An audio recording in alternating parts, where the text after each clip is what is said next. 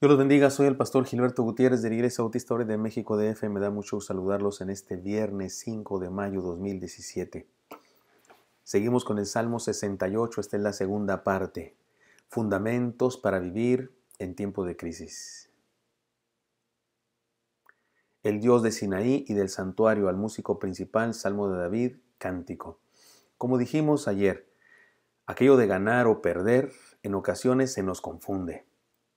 Sin embargo, la Biblia dice: antes en todas estas cosas somos más que vencedores por medio de aquel que nos amó, por lo cual estoy seguro de que ni la muerte, ni la vida, ni ángeles, ni principados, ni potestades, ni lo presente, ni lo porvenir, ni lo alto, ni lo profundo, ni ninguna otra cosa creada nos podrá separar del amor de Dios, que es en Cristo Jesús, Señor nuestro. Eso está en Romanos 8, 37 al 39. Así que, si caminamos con Cristo, con Él, con Dios, más allá del resultado final, más allá de quién esté más golpeado, del alma o del físico, más allá de a quién le quedó más dinero, he aquí dos razones más para sentirnos siempre victoriosos, para encontrar siempre que ganamos en Cristo Jesús.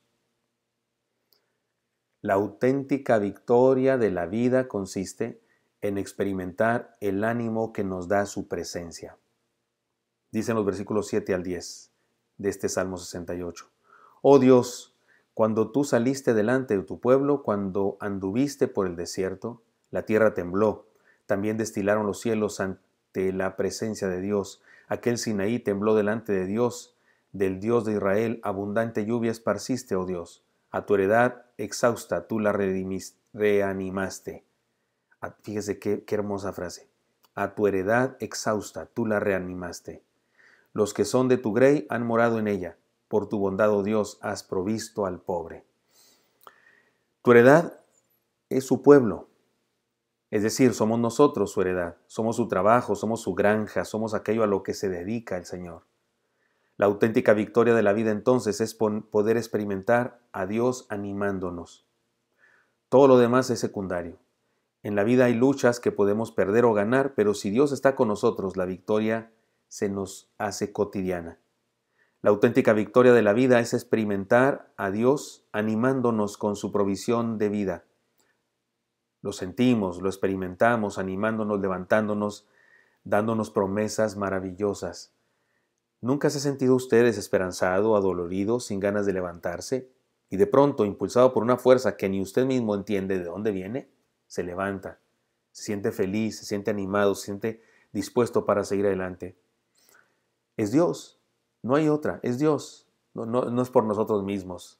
Es bastante complicado que nosotros nos animemos a nosotros mismos y se nos dificulta confiar en ocasiones en nosotros. El problema es que hay muchas personas que buscan otras dependencias, otras cosas por las cuales animarse. Dice la hermana, la doctora Chow, no me importa que el mexicano dependa, porque algunos dicen que el mexicano es demasiado dependiente, y la hermana dice, no me importa que el mexicano dependa, lo que me importa es de quién depende. Y es verdad. Y algunas personas se han buscado otras cosas, otras dependencias. Por ejemplo, algunos esperan demasiado en los demás. El problema es que todo mundo falla y pronto seremos defraudados. Si alguien espera demasiado de los demás, será defraudado continuamente. Esperemos casi nada de los demás y esperemos todo de Dios y jamás seremos defraudados. Todos los demás también necesitan de los demás. La demás gente que nos rodea, igual que nosotros, está metida en problemas. Igual que nosotros, está metida en una crisis y circunstancias difíciles. Por eso es que no deberíamos depender demasiado de otros. ¿Sabe una cosa? Hay gente que no experimenta lo sobrenatural, salvo en dos ocasiones en su vida.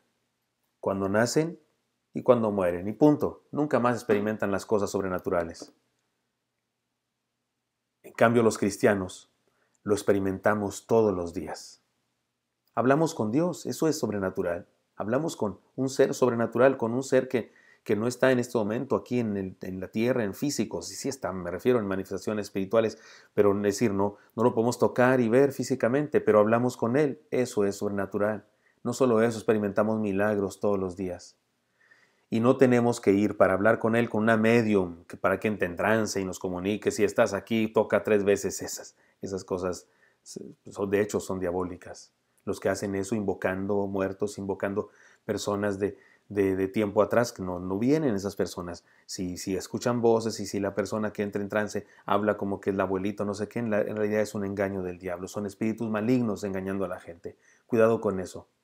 No, Dios nos escucha. Así nomás, hablamos con Él. Ni siquiera tenemos que cerrar los ojos porque podemos orar con los ojos abiertos también. Él nos escucha cuando oramos, nos habla cuando leemos su palabra y cuando le servimos se comunica con nosotros de diferentes formas. Nos da convicción, en los cultos nos hace llamados y nos acaricia el alma con sus promesas. Tal vez como la heredad que se nos menciona en el Salmo, nos sentimos exhaustos de tanta crisis, de tanto estrés. Si es así, le propongo, dejemos que nos anime. Eso es ganar. Eso es triunfar, eso es ser una persona victoriosa.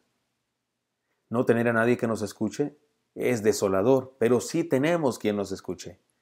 Sí tenemos alguien que puede animarnos. Así es que triunfemos, ganemos en la vida, dejándonos animar por Dios. En segundo lugar, la auténtica victoria de la vida consiste en oír con claridad la voz de Dios en toda circunstancia. Dice en los siguientes versículos, el Señor daba palabra, había grande multitud de las que llevaban buenas nuevas. Huyeron reyes de ejércitos, y las que se quedaban en casa repartían los despojos. Bien que fuisteis echados entre los tiempos, seréis como alas de paloma cubiertas de plata, y sus plumas con amarillez de oro. Cuando esparció el Omnipotente los reyes allí, fue como si se hubiese nevado en el monte Salmón. Es una descripción hermosísima de victoria en la guerra, de victoria contra los enemigos. No tenían Biblias ellos. Los creyentes de aquella época aprendían la palabra de Dios a través de la tradición oral. Es decir, el que escribió esto, lo compuso él, por supuesto, pero lo compuso tomando en cuenta la historia pasada, tomando en cuenta las cosas que sabía de la historia de la fe. ¿Y cómo lo sabía? Porque su padre se lo enseñó. ¿Y quién se lo enseñó a su padre? Su abuelo. ¿Y quién se lo enseñó a su abuelo? Su bisabuelo. Ahora usted y yo tenemos la Biblia escrita y Dios sigue hablándonos a los seres humanos. Hablaba en aquella época y nos sigue hablando ahora. El asunto no es si Dios nos habla o no. El asunto es si le escuchamos o no nosotros. Ahora tenemos la Biblia escrita y hay quienes no tienen apetito para leerla. ¡Qué desperdicio! Permítanme el siguiente ejemplo. Fuimos a la cárcel de mujeres, a un reclusorio, a bautizar a 20 hermanas que habían creído en Jesucristo y querían bautizarse ahí dentro de la cárcel o reclusorio.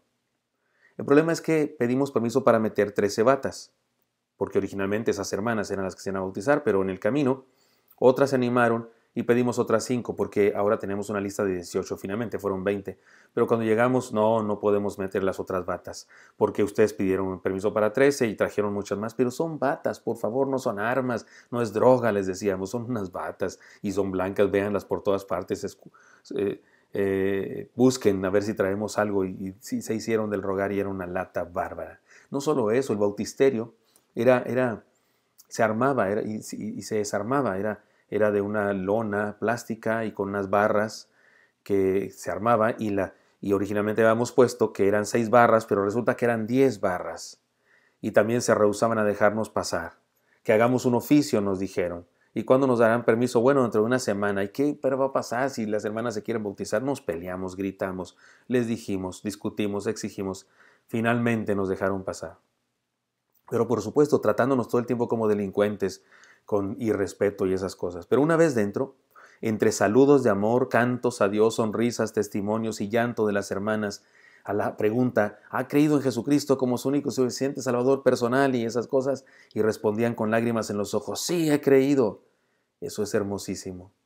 Por supuesto, muchas aclamaciones de alabanza cuando cada una de ellas descendía a las aguas bautismales. Fue hermosísimo. No nos importó que nos habían humillado, o si nos regañaron, o si nos amenazaron de quitarnos el permiso para seguir entrando. Al celebrar el culto y los bautismos nos supimos triunfadores a más no poder, porque eso es victoria y no tonterías cuando Dios está con nosotros, cuando Dios nos habla en toda circunstancia. Experimentar su presencia, verle actuar en nuestra vida es una victoria que convierte en bendición incluso las pruebas más duras. Hermanos míos, esto es realmente ganar. experimentar la presencia de Dios en nuestra vida y escucharle hacer su voluntad donde quiera que estemos.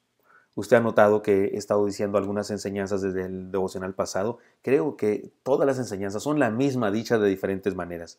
El día de hoy, la manera como hemos dicho la enseñanza es esta: la auténtica victoria de la vida consiste en experimentar el ánimo que nos da su presencia. Y además dijimos en segundo lugar, la auténtica victoria de la vida consiste en oír con claridad la voz de Dios en toda circunstancia. Vuelva a leer usted el Salmo y recréese y gócese de la victoria que Dios nos da a los que creemos en Él. Espero que esto sea útil para usted y me encantaría encontrármelo el día de mañana. Hasta pronto.